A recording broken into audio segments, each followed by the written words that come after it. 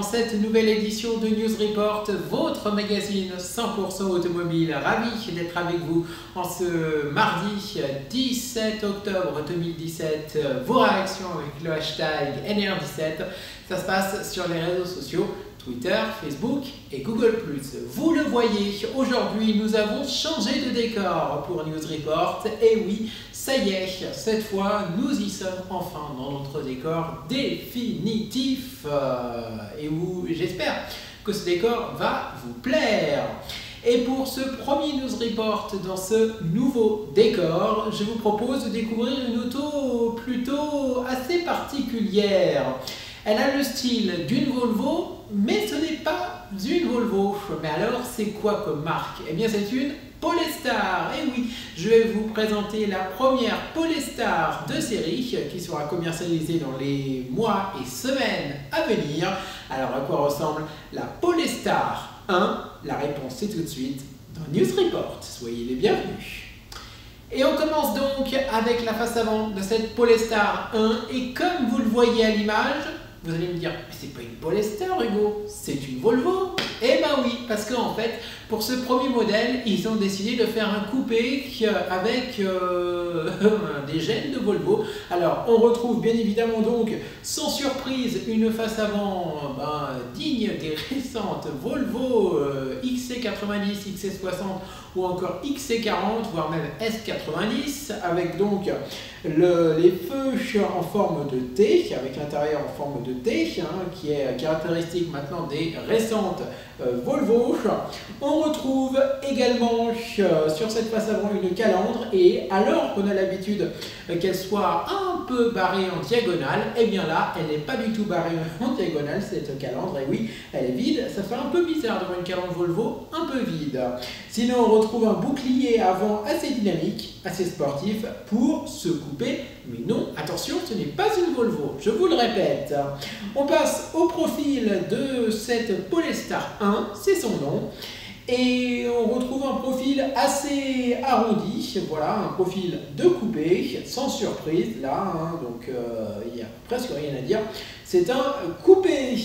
On passe à la face arrière, et qui dit forcément que la face avant, c'est une face avant de Volvo, forcément la face arrière, elle est aussi digne de la marque suédoise. Et donc on retrouve des feux en forme de C, voilà, qui sont des deux côtés donc de cette face arrière, et on a le logo Polestar en son centre. Voilà, rien d'autre à dire sur cette face avant, plutôt sur cette face arrière de cette Polestar 1. Voilà, il n'y a pas de surprise. Et si vous avez bien suivi, c'est donc un coupé dessiné par Volvo, et donc forcément l'intérieur est digne d'une Volvo. On retrouve donc les aérateurs allongés en hauteur, voilà, verticalement. On retrouve également le grand écran multimédia, vertical également aussi. Bref, il n'y a pas de surprise, même le volant est un volant de Volvo. Il y a juste le logo Polestar qui change, bien évidemment. Sinon, c'est une Volvo, et on a même une instrumentation digitale.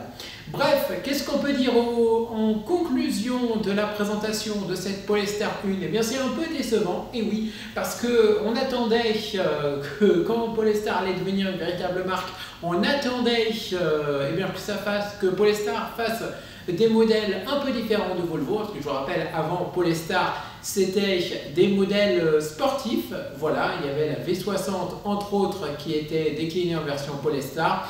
C'était également des modèles de compétition de Volvo.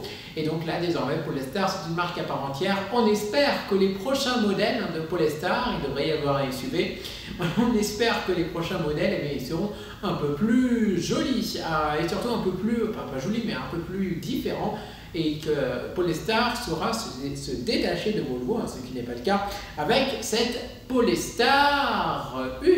On aurait presque pu dire que c'était le premier coupé de Volvo, en tout cas du XXIe siècle, mais non, ce n'est pas du Volvo, donc cette phrase est incorrecte. Voilà, tout simplement. Voilà, ravi de vous avoir présenté ce premier News Report dans ce décor. J'espère que ce décor vous plaît. Dites-le nous sur les réseaux sociaux, hashtag NR17. Ça se passe sur Twitter, sur Facebook et sur Google+. Et je peux vous dire qu'on va se retrouver dans les prochains jours. Et oui, car dans les prochains jours, Audi va présenter sa nouvelle A7 Sportback et Citroën présentera la semaine prochaine sa nouvelle version du C4 Cactus qui devrait abandonner ses airbumps. Je vous en dis pas plus pour l'instant. Je vous souhaite une agréable semaine à toutes et à tous et moi je vous dis à très vite pour un prochain News Report.